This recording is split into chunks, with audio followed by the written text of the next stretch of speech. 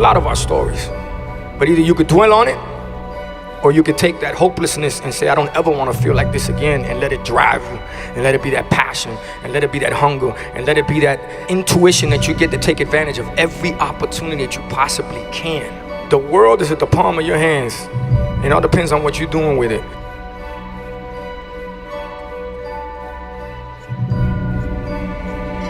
For me, I try to just lead by example. I think that to be a prime example of how you want people to be in their community, in their culture, and be able to be in society, you have to start where you're from. So I tell people, if you don't know where you're from, you don't know where you're going. And if you don't stand for something, you're gonna fall for anything. I didn't make it through high school. I went to about 25 different schools, lived in a lot of neighborhoods, good, bad, the worst, you name it. In Georgia, I was in a foster home. It was what we had to do. Economically, whether it was an eviction, whether it was, we didn't have lights, food, electricity, money, whatever it may be, but we survived. When I was in first grade, I lived in a neighborhood called North Miami. And in North Miami, I would go to school and the kids would make fun of my nose. They were like, Armando, you got a clown nose, Armando.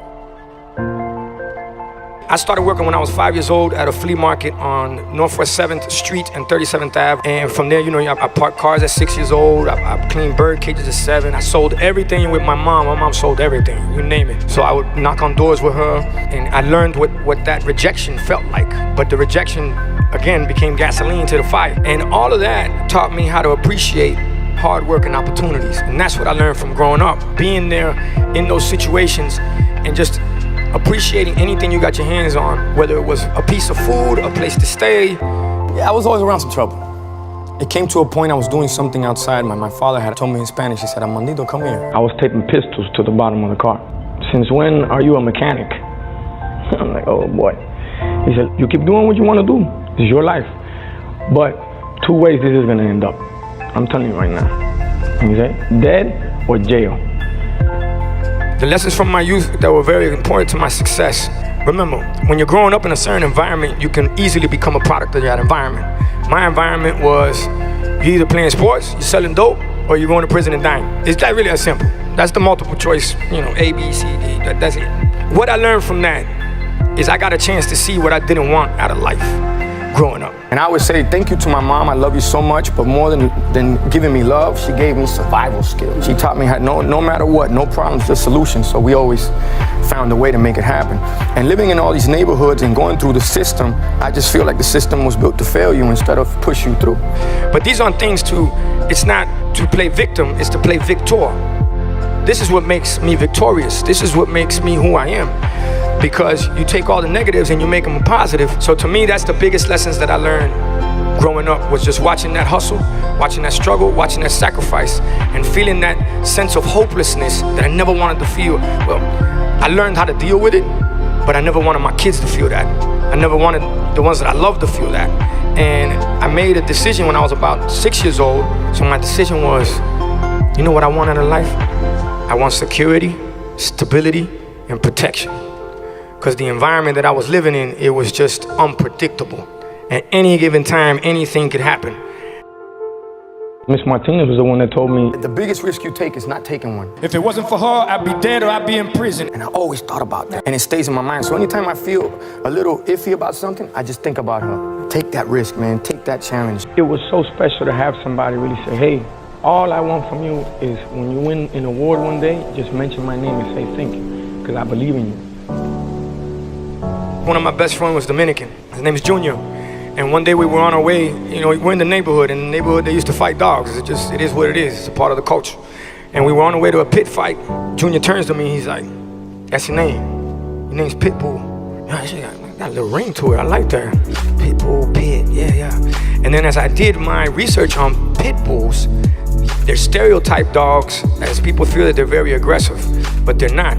They're a part of their environment. If they're in an aggressive environment, they become aggressive dogs. And I saw a fight in a pit. When it bites, it locks, it doesn't let go. It fights to the death for what it believes in. So you apply that to the game, you apply that to my life, you apply it to everything that we've got going on.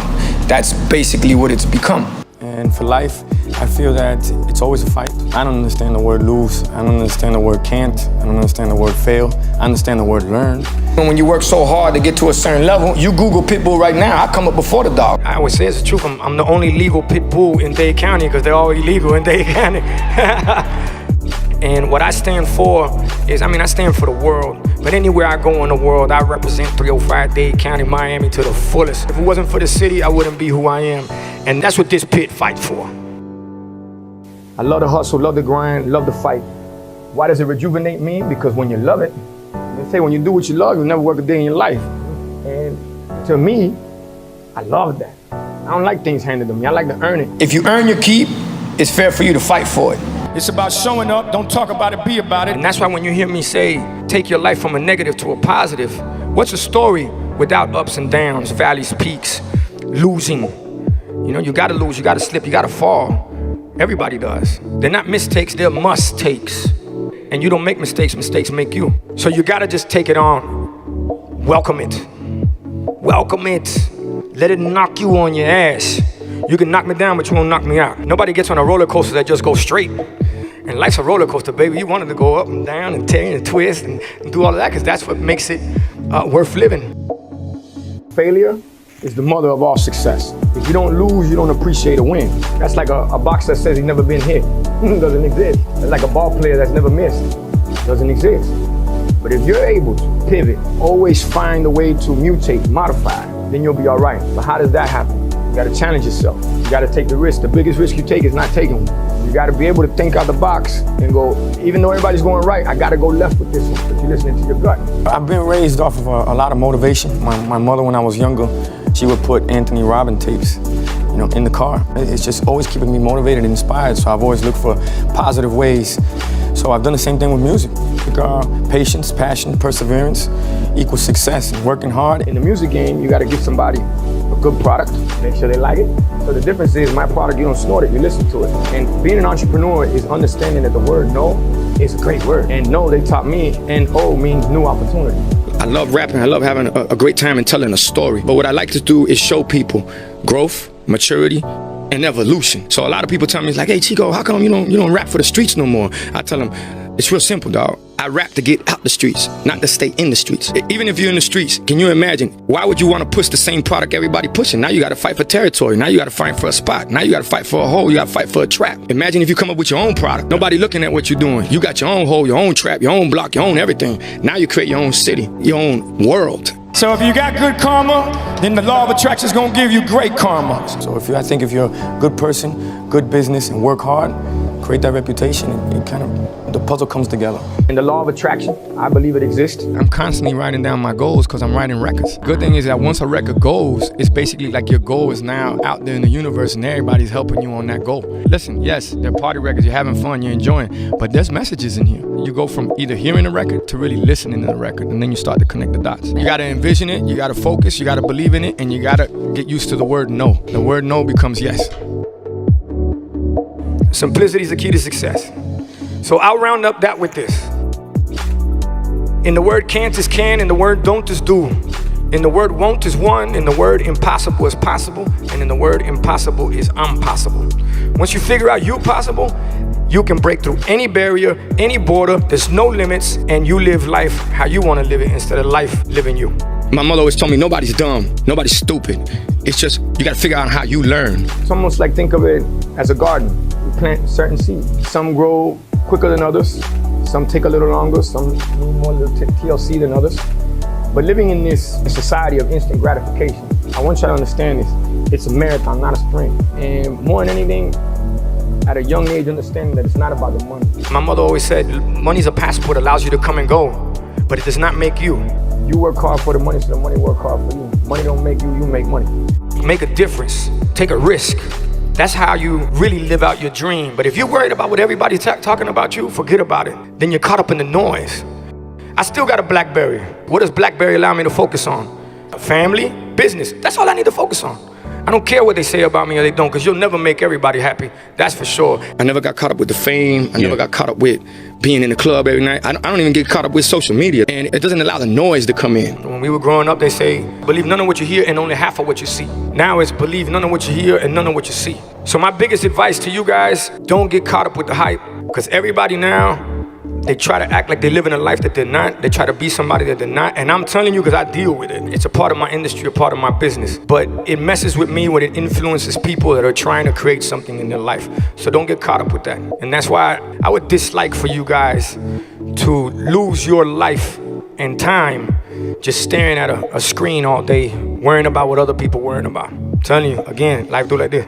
Boom, boom, boom. Next thing you know, you're 30 years old and going, what just happened? Bottom line. Focus, envision, set goals, believe, and not selfish, but self first. And what I mean by self first, love yourself first, help yourself first, believe in yourself first. Then you can love others, help others, and others will believe in you. But if you ain't in tune with yourself, believe me, you ain't fooling anybody but yourself. Right now, we're living in a society that they actually believe that perfection exists, which, by the way, it doesn't. And imperfection is what it is to be perfect. And when you have a society that's driven by followers and likes, forget about followers and likes. You should hang around leaders and unique. You gotta love yourself. And then you believe in yourself and you create things out of nothing, you know, from nothing to something. Every record that y'all seen that touched the world, that I've been very blessed. Thank God for that. Thanks to the fans for that. They told me it was not gonna be a hit. They didn't believe in it. All the execs was like, you're crazy. This is never gonna work. Every one that they thought was gonna be a hit, I threw it out the window because it didn't work. So what do? You gotta listen to your gut. You gotta believe in yourself. You believe in yourself, others believe in you. You help yourself, you can help others. You love yourself, you can love others. It starts with you. Not from a selfish standpoint, but from a believing in yourself standpoint. And being willing to fail to be the fun part. That's the fun part. When people are looking at you like you're crazy, that means you're doing something right. If you're worried about your credibility, it's because you were never credible in the first place. Because you're worried about what other people think about you. You got to go for it. And at first, they're not going to see it. Because to have vision is to understand everybody else is blind. But when they do, then everybody's on it. There's a slogan that I live by, which is, there's no losing, only learning. No failure, only opportunities, and no problems, only solutions. So when you look at life like that, anything that's put in your way, you look at it like, okay, this happened for a reason, for me to figure out another way to go. And for me, I've never really looked at anything as a low point because I say it in the record, Time of Our Lives with Neo, every day above ground is a great day. So if you could look at life like that, then you can take it on, be motivated and inspired, and instead of expecting things, you appreciate them. So enjoy the ride, live life, don't let life live you. And you gotta live for the moment. Learn from the past, live for the moment, build for the future. But you gotta live for the moment. That's what living is about. When it gets easy, it becomes boring. And those tough challenges, what you gotta do is you gotta meet them face on, head on. Don't procrastinate. Don't leave something for tomorrow that you could do today. I'm telling you folks, why dream when you can live it?